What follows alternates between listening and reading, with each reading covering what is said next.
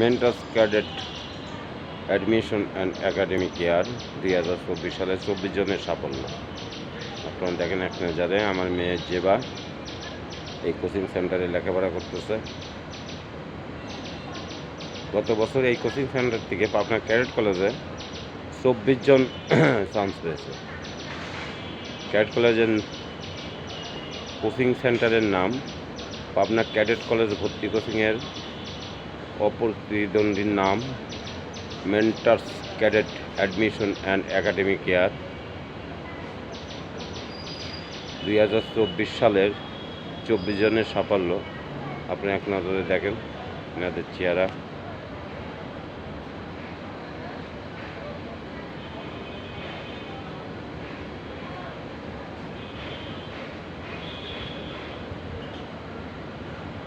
এই 24 জন ছাত্রছাত্রী